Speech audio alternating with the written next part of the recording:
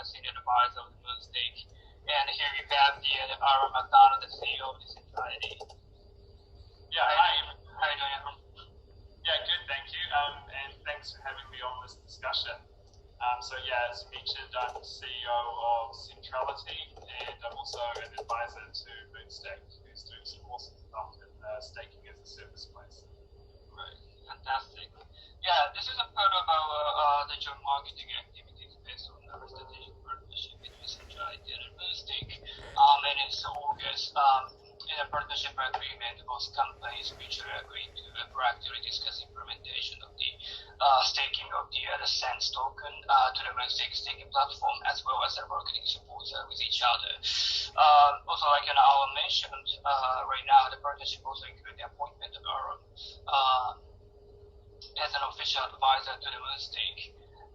So we're very much excited today, and the Moonstake has actually done many webinars like this and with projects, but it's really great honor to have you today. Yeah, thank you. Yeah, really looking forward to the chat. Cool, great.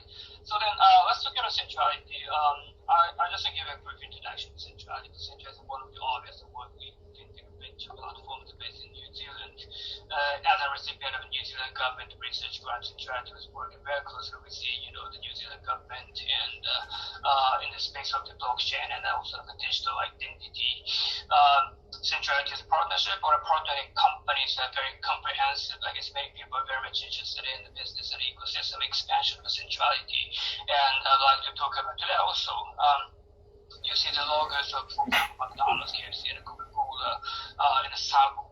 The Centrality is partnering companies, which is really exciting. And then, so here we have Aaron. So let me just ask you the first question.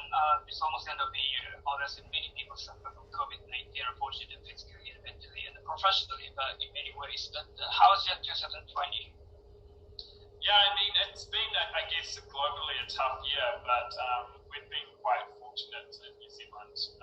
Our government, I think, did a really great job of handling the COVID pandemic, and so locally we've had some impact, but not a huge impact. We generally have been going about our daily lives for most of the year, and business has been continuing as much as possible as normal. Now, we're an international company, so of course not the same for everyone in all of the markets that we're in, and there have been some impacts, but I think the upside is, people are looking for new technology solutions to cope with the change that has been happening in the world.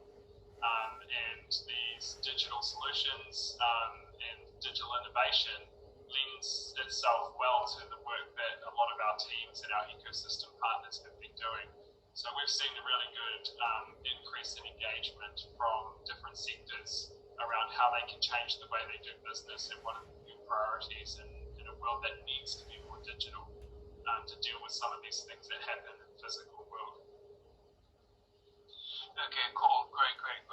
Maybe you have a less opportunity to travel around like before. Yeah, I know, it's been really I haven't been able to do as much travel. On one side, I get to have more time at home with my family.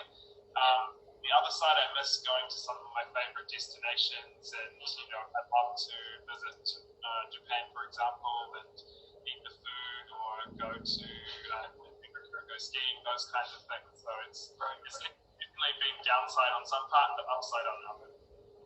Okay, cool, great. Thank you very much. So I think lots of progress is happening in Centrality, and obviously one of it is Sense token and the migration. However, let's just a little bit talking about the SenseNet in the beginning. The SenseNet is obviously a blockchain designed and built by Centrality to support decentralization, decentralized application ecosystem. SenseNet is the first natively provisioned blockchain in the world, providing a secure user experience out of the box. What's the major feature of the SenseNet, and how is the SenseNet different from the other platforms? Yeah, I think the really major thing that we're focused on is usability. If you think about decentralization as being something that helps everyday people to participate in a new kind of economy and a new kind of infrastructure, you can't really achieve that if only geeks can use it. You know, if it's only used by very technical people or blockchain enthusiasts, we don't really have decentralization until we have mass adoption. And so we've been really, really concentrating on what are the things that are necessary to ensure that we can get adoption without giving up some of the really important things about blockchain technology. You know, you could get a lot of adoption in token trading, for example, but that goes through centralized exchanges. Well, that's not really the power of a blockchain. And so how can you get some of those decentralized features that are really useful for creating this new world, but also maintain the properties of the blockchain, but also make it usable? That's where our focus has been. So if you look at the way SenseNet has been designed, it's been designed to try and make it as usable as possible. And we've done some special things. One of the things that you talked about earlier is this permissioning. We invented a protocol called Donuts. And this protocol allows us to build a lot of usability features into applications that help users do things like manage their private keys in a more user-friendly way. Use usernames on the blockchain, integrate off-chain applications with the on-chain applications in a simple way, allow users to control at a fine grain what kinds of things their applications are allowed to do. So, for example, if you go into Facebook and you can see your list of permissions that the application has in terms of how does it interact with your data, how does it integrate with other people's accounts, how do other applications interact with your Facebook profile. Those are things we expect from a modern application. You just can't do that on most blockchains. And so we try and build those features into the core of the chain to help developers create more useful applications. I think the other thing that's important is the way that we've set up the economy. You know, if you're a end user who's not that familiar with the blockchain things like gas can be very confusing. You know, I download an app from the App Store and I start to use that app, and next minute it starts asking me about gas. Okay, well, I have to go and find out about this gas thing. So now I've got to learn about that. Oh, gas, I have to pay in a token, or then I have to sign up to an exchange. I have to go through KYC. These might be things I've never done just to use an application. And so we designed the network to allow developers to create application flows or onboarding flows that don't require the user to have to understand those things. You can use our built-in fee exchange so that your native tokens can be used to pay the gas, for example. Even if you look at the fee structure or the token structure, we have a two-token model. And what this does is it allows us to have a staking asset, the SENS token, governance asset, the SENS token, which allows people to participate to secure the network. And we have a fee token, and the fee token is designed to be algorithmically stable. If I'm building an application and I want 1 million users to use that application, I want to be able to predict over time how much it's going to cost. You know, there's no point in building up all those users and then at some point it becomes so expensive to pay gas fees that the majority of my users can't afford it. And so in the morning when you wake up or you use WhatsApp or Netflix or something like that, you don't have to think about, oh shoot, how much it's going to cost me to use it. And the developers don't have to predict, 10 years in the future how much that's going to cost in order to build a business. And so our algorithmic stable fee mechanism allows the developers to predict how much things are going to cost in the future and users to have stability in the way that the fees work. So those are two or three really important features about how SenseNet is a little bit different and how we're optimizing for usability as our core feature. Thank you very much. Yeah, I think you mentioned a really important point that's the usability, and the usability issues has been actually kind of one of the dominant issues in the blockchain industry, and then the centrality is trying to tackle such a challenge and in such a divided the blockchain industry. So let's get in together, and so that many more developers can develop the dApps with the higher usability. That's one of the key points. Yeah. Okay. I guess we have a lot of the audience here today of sense holders today, and they we're obviously interested in how the sense is going to be evolved after this sort of SenseNet token economy, like you said, in dual token structure. Then I guess like you said, so every centrality makes the app looks familiar to the end users, and they do not face usability issue because of that, because it's designed like this. So more the apps are invented, more users are joining the Sense network, it automatically generates more transaction and eventually the demand of the Sense token. How are the users able to participate in this the token ecosystem? One of them can be probably prospective the staking, like you mentioned, about the Sense. Staking a Sense token enables you to participate in the network consensus by securing and accompanying the network. Maybe the countdown on the mainnet launch has started. So then what's the progress of Sense token? What's the plan after mainnet launch? Yeah, that's a great question. I mean, we've been really, really lucky that our community has been supporting us on this journey, and we're so close now to actually launching the Sense token on the Sense mainnet. We're talking very, very close now. Our community has staked almost 90% in aggregate of the tokens, which is super high. I mean, wow, from all the projects we've seen so far, ready to transition to the mainnet, which is really great result.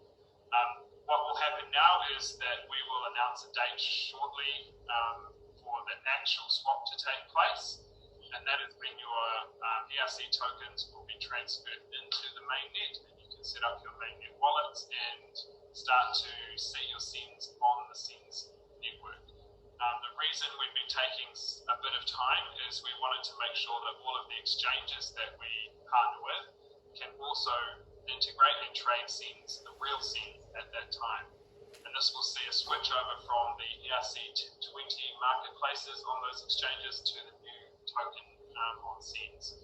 So that process has been going on. We've been doing audits with the exchanges. They've been checking out the technology's all good and doing the testing of the integrations, which is really important.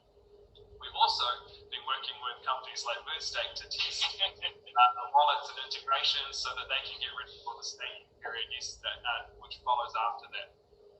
And so once the staking partners are happy and ready to go, the next phase will be opening up staking to the public, and they can start to stake their tokens either directly in the network or set up their own pools, or with a partner like Moonstake to stake their tokens in the Moonstake pool. So that'll be the kind of next two really big things in terms of the token itself.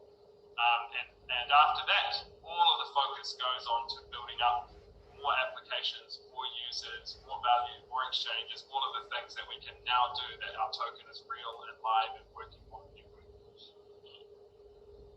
Can you give me a little bit of example of what kind of staking feature, if you could? Yeah. So the primary mechanism for securing the network uses proof of stake. And so SENS tokens can be staked, and in the network, validators can participate in validating blocks and proposing blocks and finalizing blocks.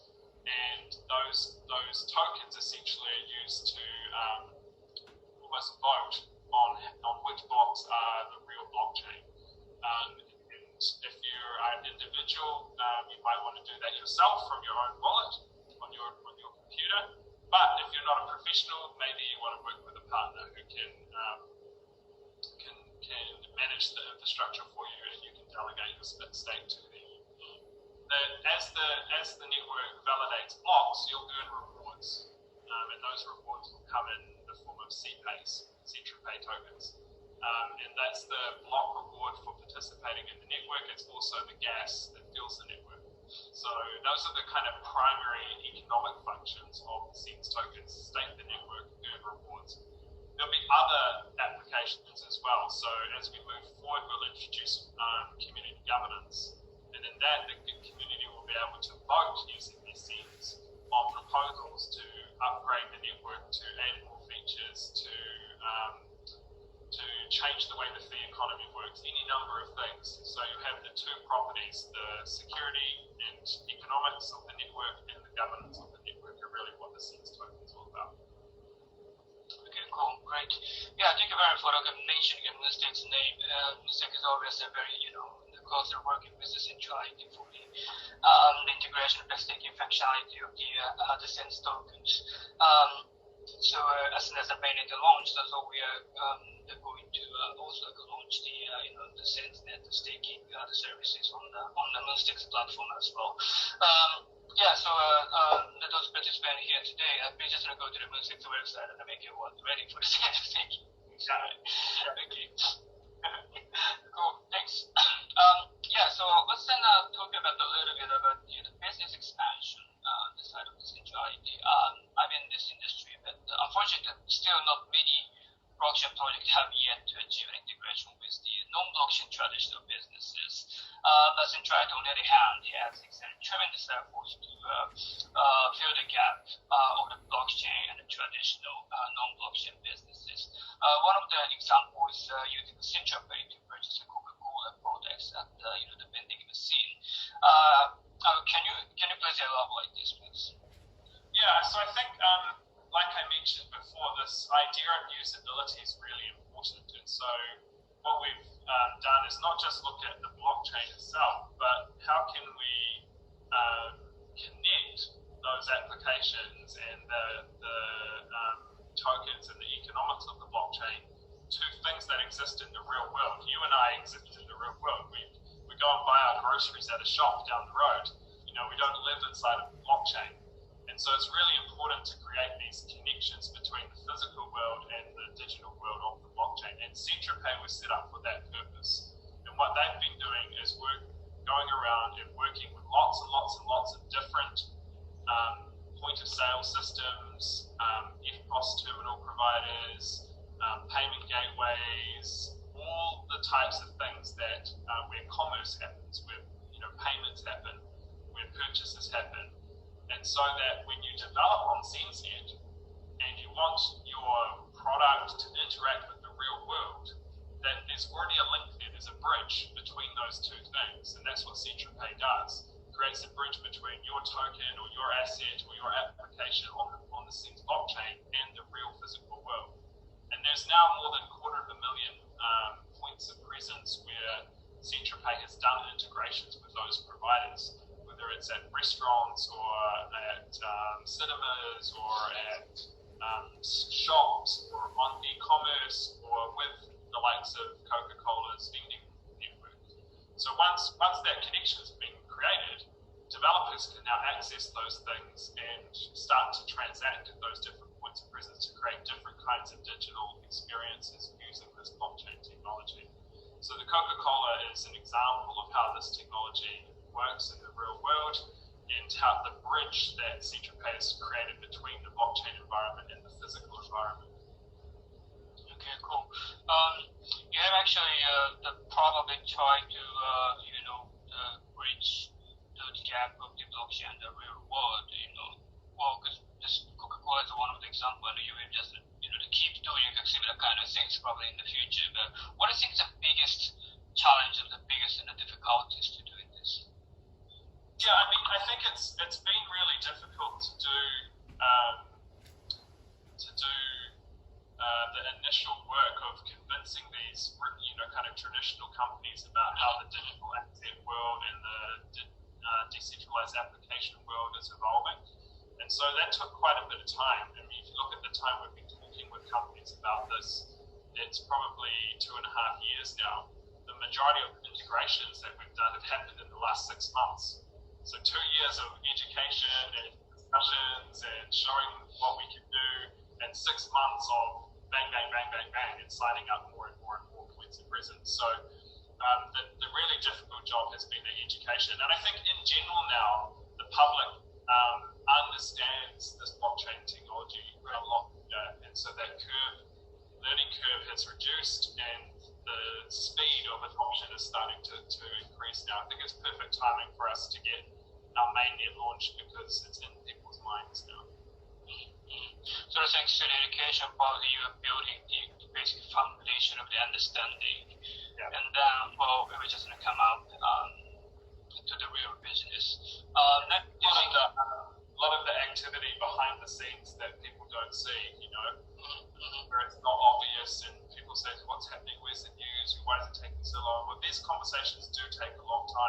But once you do, they're very powerful. Yeah, definitely. So do you think there are more user cases that are coming up later? Yeah, definitely. Yeah, Definitely. stay tuned. We already have some in the works. That'd be very exciting. Yeah. Happening sometime in Asia, probably, because you're selling from the product and using those new areas. Yeah. Okay, cool, great. Yeah. Let's just try to look for that. Cool, great. I just had a little bit talking about what's actually happening in the blockchain industry and what will be happening in the future. Obviously, 2020 is a year of the DeFi, decentralized finance, and of course the product Centralized is also working in the different products and the project. Well, just a quick background of the DeFi. So like I said, the 2020, the year of the DeFi, the growth of decentralized finance ecosystem in the city has been really explosive. The total locked value in the DeFi has been exceeding more than 30 or 40 billion US dollars now. Well, no one knows actually about the DeFi last year, but well, it's just skyrocketing automatically. So it's been very exciting. But what's your the overall view on the DeFi, and if you have any specific project you're working on currently, which is elaborate on that? Yeah, sure. So I think DeFi itself is really exciting because it does some really interesting things. I think probably the most interesting things is it speeds up innovation. I think if you have worked in the traditional finance space before, it's very, very difficult to build and innovate products, both because the systems are old and they're hard to work with, but also because there's lots and lots of silos, like individual applications across lots of different businesses that have to figure out how to integrate with each other, and that puts a lot of time and money into how you can innovate. Whereas in the DeFi space, if you look at how fast things evolve, the reason they can evolve is because it's open, everyone's working with the same set of data, everyone's looking at the same APIs, you can take someone else's code and product and build on top of that to build the next thing. So the speed of innovation is really, really fast. And competition is really aggressive, which forces you to be more and more innovative. I think the other exciting thing is that it reduces some friction. If you go and try and sign up for a new financial product, there's a lot of steps you have to go through. And some of those are good, and they protect users and investors and some of that, but some of it's unnecessary, or it's trying to implement new policies on old systems. And that friction causes lots of cost, and that cost eventually gets passed on to the user. And you can remove a lot of that friction with DeFi. And I think the last thing is, if DeFi is done well, it should be fairer and more accessible for everyone. There's a lot of people in the world that don't get access to financial systems, or they're discriminated in the way that they access financial systems. And DeFi has the potential to make things more accessible and more fair and equal for everybody. So those are the really exciting things. I think on the other side, there are lots of risks. So there's lots of cool things to be looking at, but there's also things that people need to be aware of if they're getting into this space. There are technology risks. This is new technology. There's bugs and errors being written in code and things like that people don't even understand right now, And so you've got to understand with new technology comes a lot of risk. We're seeing a lot of failures in the DeFi space because of these technical risks. There are economic risks. New kinds of economic models are starting to come out that we haven't seen in finance before. You take flash loans, for example. That's a thing that never existed before. So what are the risks around that? How can we protect people from those risks? And I think the third one, which people think they can ignore, but probably eventually they can't, and that's regulatory risks. It's growing big, it's getting big, but it's not quite big enough yet for regulators to take it really seriously. When it gets big enough, then we'll start to see those things come down. So I think you have to think about both sides of the coin. Where we've been focused at Centrality is where we like to focus, which is on how can we make truly work for everybody. And that requires usability. It's not decentralized finance if only a small number of geeks can use it. You know, it has to be something that the everyday average person can participate in. It has to be really easy to use. It's not useful if it's difficult to rely on the economics. You know, if volatility is super high, and I'm just an average person wanting to put some money in an investment or savings, I don't want to risk losing that, you know, either through technology problems or economics problems. So how can we reduce the volatility risk so that more and more people can get in? And that's one of the reasons we partnered up with the Barnbridge team to launch the Barnbridge protocol to allow people to tranche the risk. So you can take the kind of risk that's appropriate for wherever your level of knowledge is or whether your level of investment is, investment sophistication. That'll help more and more people come into the DeFi space. And the other thing is it's not useful if it's not safe. And so safety goes beyond things like the network being secure or the code being secure. It has to be intuitive to understand and interact with. It has to give you the kind of fine-grained control that's important for users who aren't kind of blockchain enthusiasts. And so our Donuts protocol can help here as well. Can introduce a fine grain of control about which applications can interact with which applications can interact with your funds, how can they interact with your funds, and what level of funds can they interact with. So all of these things can build safety into the applications. So that's kind of where our focus has been, is reducing those risks. And I kind of sum it up as 3 S's. You know, make things safe, make things secure, and make things simple. And that's where we've been looking at in terms of DeFi. All right, thanks. Do you have any specific project you are interested in grabbing attention to? Yeah, totally. So I mentioned earlier Barnbridge. So get out. It's using the bond token. We've also been working with a new team called Bridge Mutual around the insurance space. So how can we provide insurance to DeFi users, which I think is really, really important to provide a level of risk cover. Plug is about to release its new roadmap and proposition. For those of you who know the Plug project, which is really exciting, and I think it's a really good way to bridge between the traditional finance world, exchange trading, and DeFi. It's really cool, and we've been working with some cool exchange partners on bringing it to market. We'll launch next year. And we actually had a conversation with Moonstake the other day around how can you take staking and DeFi and bring those two things together and enable people not only to earn yield with the assets that they've got in the staking pools, but use those assets in the DeFi space as well. And so I think that's a really exciting project for us to look forward to and provide that double utility for users, you know, so they can earn and play at the same time. Yeah, thank you very much for mentioning that. Yeah, we've just started kind of, you know, the basic research, joint project between the Stake and the Centrality. So, the detail is, you know, coming up later, but you can just, take it in mind and also keep your, you know, the eyes on Centrality and Stake in the DeFi space as well. Yeah. All right.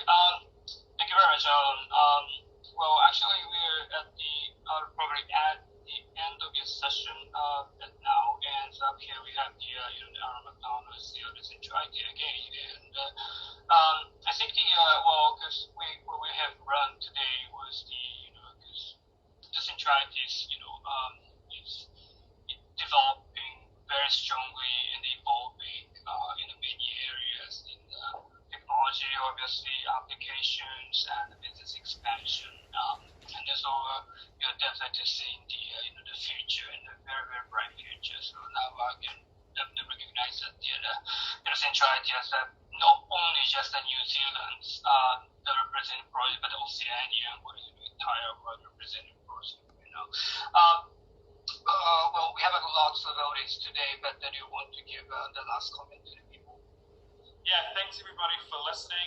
those of you who are Sens fans already, thanks for your support in 2020. Look forward to awesome new things in 2021. We're glad that you've been on this journey with us to get to this point of launching the mainnet. It's a really exciting time. For those who don't know about us already, check out our website, www.centrality.ai, and jump into our channels and start asking our teams about what we're doing, how we can make you a better developer in the DeFi or the DApp space, how our networks are different to others, and how the Sens token plays a role in making sure all of that stuff runs smoothly. Oh, just one point.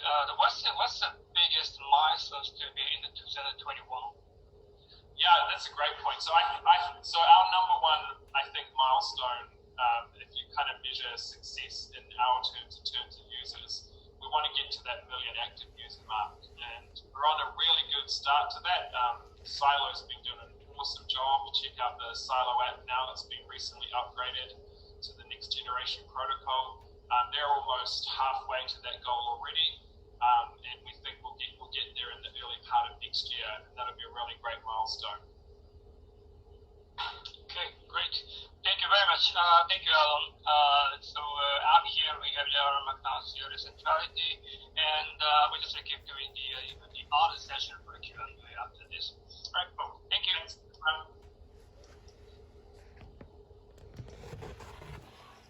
はい、皆さん、アーロンさんへの、インタビュー動画に関してご視聴ありがとうございました。ではですね、これからライブパネルディスカッションのセッションに移ってまいります。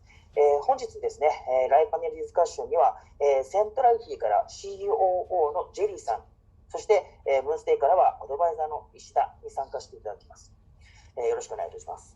いただいている Q&A から時間の許す限りディスカッションを進めていきます。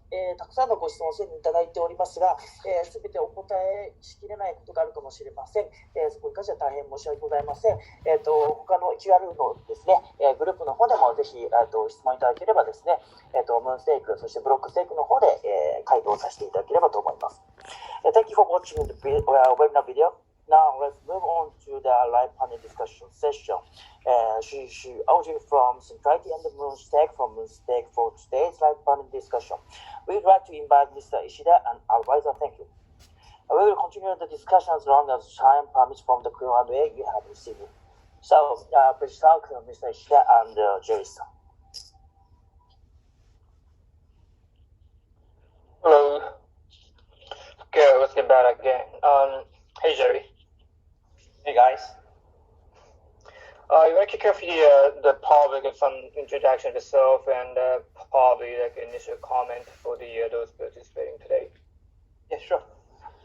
Hello, guys. This is Jerry from Centralities. I'm a co-founder and chief commercial officer in Centrality. I'm like over 10 years with Aaron. We have very good relationships. We are solid friends. So back to 2016, we decided to build this company together. So this is my honor here today to share some experience, share some knowledge with you guys. It's totally my honor, my precious. Thank you. ありがとうございます。改めまして、クーファウンダーで、チーフコマーシャルオフィサーの、ジェリーになります。アロンとは10年ぐらいと一緒に、さまざまな形で協力をしておりまして、2016年からこのブロックチェーンを含めてですね、一緒にビジネスを行っているという形になっております。私自身もですね、いろんな経験をしておりますので、こういった経験をですね、セントラリティの方にも生かしていきたいというふうに考えております。Alright, so let's oh my gosh, we've got a lot of questions today, and it's really exciting. But yeah, let me just take the first question. This is about a swap of the SEMS token. So the timing of the timing of this swap has not been officially announced, but at what stage is it currently? Please tell us about the flow after SEMS swap. Okay. So I think that will be the number one concern of the community at the moment. So do you want me to stop here and you translate then come back, or? Yeah, you can probably go like a 2 to 3 sentences, and I can probably translate in Japanese. Yeah, that'd be easier. Okay, whenever you're comfortable, you can just stop it. Yeah. Yeah. So I know that's number one concern in community at the moment. So first of all, let me simply explain what's being done and how the transaction will be happened. I'm using a simple example. Yeah, you は can. い、まず今の質問ですけども、スワップの時期は正式に発表されておりませんが、現在どの段階なのでしょうか。またスワップ後の、スワップ後の、流れを教えてくださいという質問に対してです。まずこのスワップですね、これについては、コミュニティの皆さんの関心事として一番の、ことだと思っております。これからこれまでのこと、それから、これからのことについて、詳しくお話、簡単にお話しできればというふうに考えております。Go ahead. Yeah, the example is like there will have channels with two doors on both sides. One side is centrality, one side is partner exchange. So when centrality has their work done, we open the door, and we are waiting for exchange has done their work, open another door from the other side. Then the transaction will be happened. ちょっとイメージしていただきたいのは、長い、筒のようなものがあるとして、両方に今ドアがかぶさっている状態になっていますと。で、このトンネルをですね、きちんと通過をさせて、トランザクションを実際に起こすためにはですね、両方のドアが開かなければいけないと。で、片っぽの方は、例えば開発とかそういったものであるし、片っぽの方は、パートナーを組んでいる取引所であるという格好です。実際にはですね、開発の方はもう開いていて、で、それが、今度エクスチェンジの取引所の方で、やるべきことが開いてくると、このトランザクションが動いてくると、そういったような、仕組みが想定できるかというふうに考えております。Okay, go ahead. Yeah. Now from centrality side, we have done all the work, so we're just waiting on exchange to finish their part. So why the process being feels like very slow? Because we need to do a lot of testing internally and externally, and do the code review internally and externally. So that's the reason why it's feels like it's slow. But please remember, we always put the security of our users' assets in the very, very first place.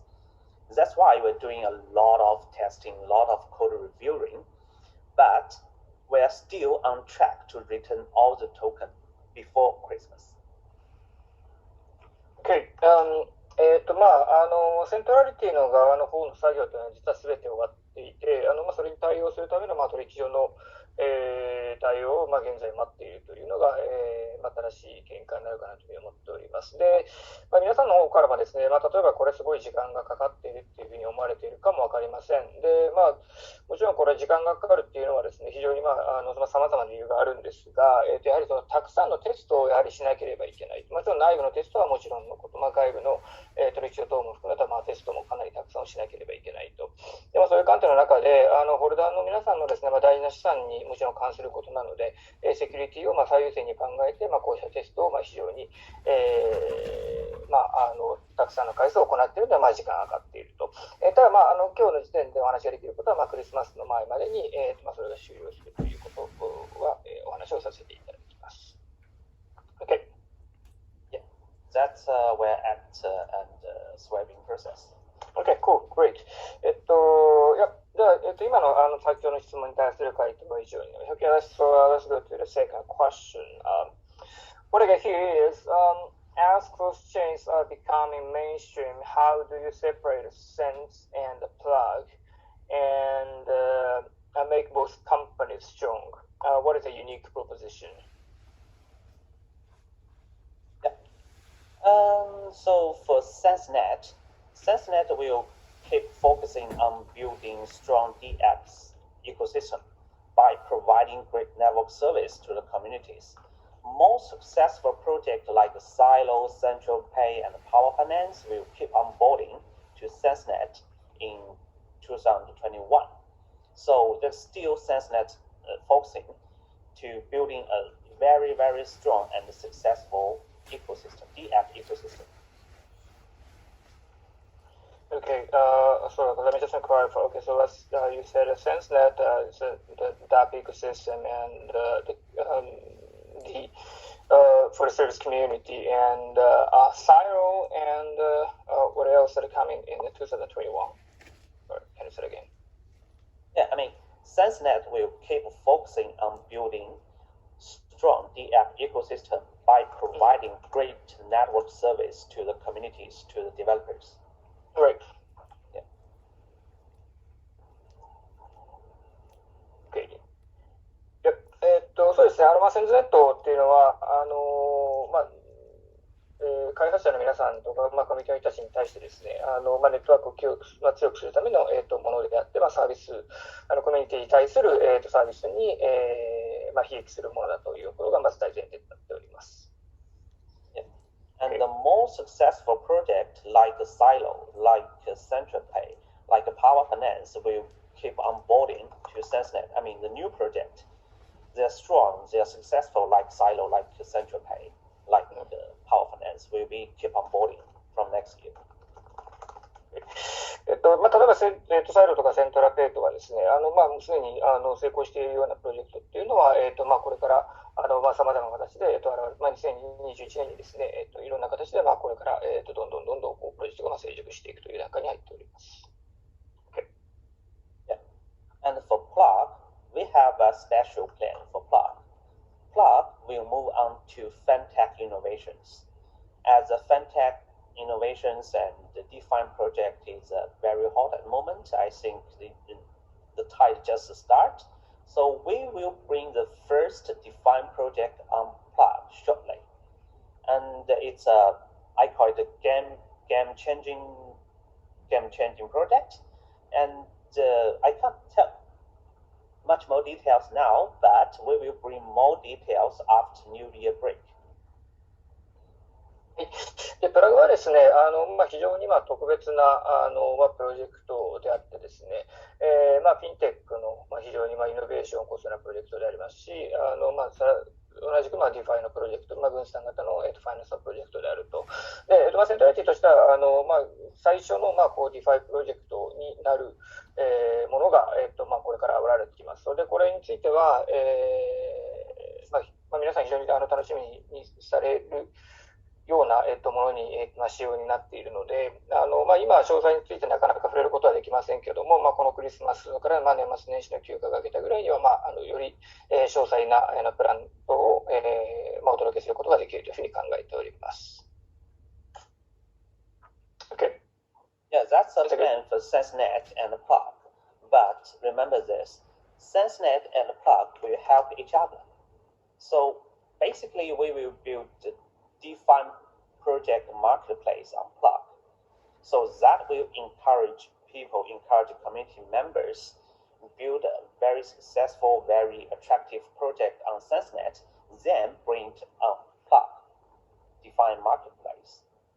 So basically, they're heading two different directions. One is still focusing on the ecosystem itself, and the Plug will heading to the FinTech innovations, but on the way, they will help each other to grow. 一応簡単に説明するとそういったものになっておりますけども、センズネットとプラグっていうのは、もちろん別のものではあるものの、相互非常に補完しているような関係に、ありますと。センズネットの方が、例えば、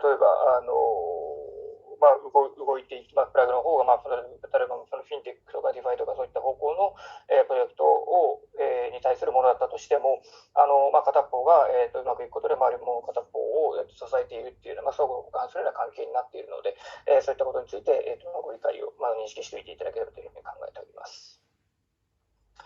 Okay? Yep. Okay, great. So, yeah, we got lots of questions, but okay, the third one is, I'll ask this question. What is the cooperation plan between other projects and Centrality to increase the value of Sense? And for the next market penetration, apart from New Zealand and Japan. センズの価値を高めて、ニュージーランド、日本以外の、次の市場への、浸透に向けて、他のプロジェクトやセントラリティとの、協力関係について教えてください。Go ahead. I think grow value on Sense, the key things like increase activities on our network. So in order to do that, we need to build more project, more successful project, and adopt more users on SenseNet. Therefore, we are making the future plans like 6-month plans, 12-month plans around that point. So everything we do now is in order to build more successful project and adopt more users. もちろんセンスの価値を高めるものというのはですね、アクティビティの増加ということに、依拠しているかと思うんです。アクティビティの増加は何かというと、よりたくさんのプロジェクトが発生して、よりたくさんのユーザーがそれを使うということで、需要が高まり価値が高まるということだというふうに考えております。常に6ヶ月、それから12ヶ月のプロジェクトということで、このあたりのことは検討しておりますけれども、やはりより成功しているそのプロジェクトに対して、力を投下するということは重要かというふうに考えております。Yeah. And one thing I need to let you guys know at the end of 2020 this year, so that we will be have like 1 million active users on SenseNet. 1 million active user. Yes. Okay, SenseNet. 一つですね、この2020年の年末ということで、皆様にお伝えしたいのは、すでに100万人のアクティブユーザーがですね、センスネット、ツレムを使っているということは、お伝えをいたします。So in order to keep growing the communities and the active users, so the next, let's say, focus country or focus area will be, apart from New Zealand and Japan, will be China. でですね、さらに今後コミュニティを活性化させていくという観点からいくと、ニュージーランドと日本の次に、の市場としては中国を考えております。Last year, Chinese government just announced blockchain technologies will be like strategic technologies for the country. 昨年になりますけど、中国政府というのは戦略的に非常に重要なものとしてのブロックチェーンというのをすでに制定をしております。Besides the previous partners in China, now we have a couple of very solid partners in China. Our plan is bring centrality ecosystem to China, but you guys know China is like a little bit different marketplace compared with the rest of the world. So the focusing point we'll bring the ecosystem into China, where we do some localized change. Maybe like a localized silo, localized central pay, localized power finance, in order to break through the market. It's like when McDonald's or KFC going to China market, going to Japan market, they change the recipe a little bit to help them the business adopt more users, more customers in the market. 中国という話になりましたけども、中国でフォーカスをしていくっていうところは、ただ単にそのセントラリティを今のものを持っていってっていうことではやはりそれ成功しないので、集中的に頑張っていく部分はやっぱりサイロやセントラペアパワーファイナンスといった、そういったものの、ローカライズを進めていくという形です。そのことによって、ユーザーを引きつけて、コミュニティを活性化させていくということが、これからの、取り組みになっていきます。Okay, cool. Yeah. All right, great. Then the next question is what are the key happenings that community can anticipate for the Sense in 2021? コミュニティが2021年のセンズに期待する主な出来事を教えてくださいというご質問です。Okay. I will answer this question like there will be like two sides. One side on technical side, we will continuously focusing on building a better network, building a better environment for communities on technical side. That will be always our focus. On the marketing side, on the business side, as I mentioned last questions, we will put besides New Zealand and Japan, we will put our focus on China markets. On China market, we already have some plan with our partners, and if we do it right in the first 2 quarters next year, we will have like adopt at least another 1 million users from Chinese market. 2021年ということで、まずその技術的な部分、あるいはマーケティング、ビジネス的な部分というとで分かれるかなと思うんですけども、もちろんその技術的なところで言うと、より良いネットワークを作っていくということが、まず、最優先というふうになります。マーケティングやビジネスの観点で言うと、その前の質問にもありましたけども、中国のマーケットをやはり、攻略していくということが非常に大きなポイントで、パートナーを、すでにパートナー企業としてですね、存在していることももちろんあるわけですけども、そういったところを活用していったり、新たなパートナーを掴んでいったりということで、中国をですね、しっかり取り組んでいくと。先ほど100万アクティブユーザーという話ありましたけども、中国をですね、しっかり、に対する取り組みがですね、しっかりうまくいけば、次の、新たな100ミリオンアクティブユーザーを捕まえることが、来年いっぱいできるんじゃないかというふうに考えております。Another things I want to mention here is like related to New Zealand markets. I don't know, maybe you guys know, Power Finance is applying banking license in New Zealand, and we are very positive to get that banking license. If like the Power Finance get a banking license, the user adoption in New Zealand market will be very, very fast.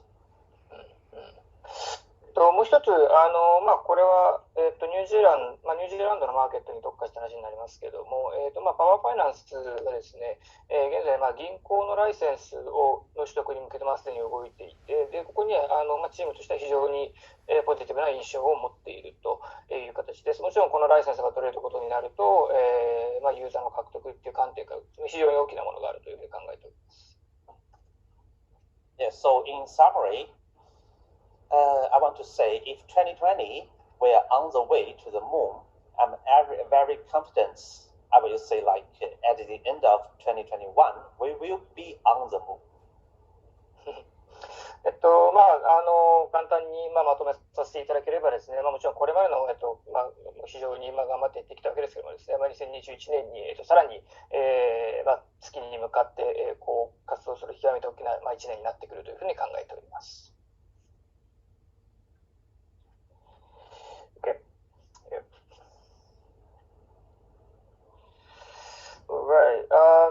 Yeah, we got actually there's still many questions, but I guess sorry, the time is actually running, and then we're just running out of time. So then we might have to kind of finish it here.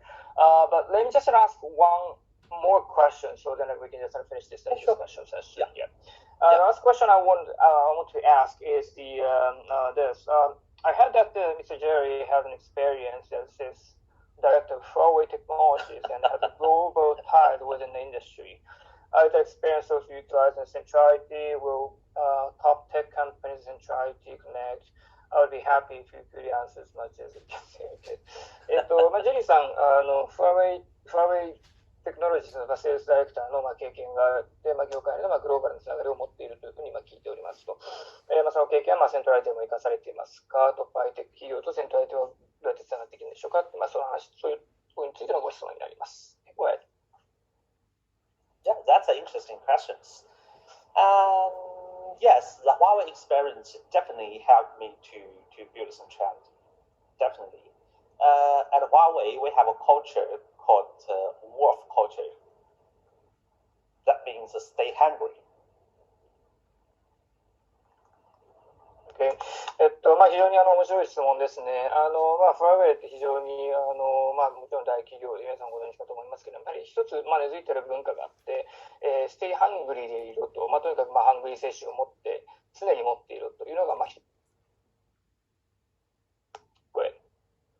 So stay hungry not means stay hungry for money or stay hungry for business. Also, the important things like stay hungry on innovation. That's why Huawei is like probably #1 innovation companies in China.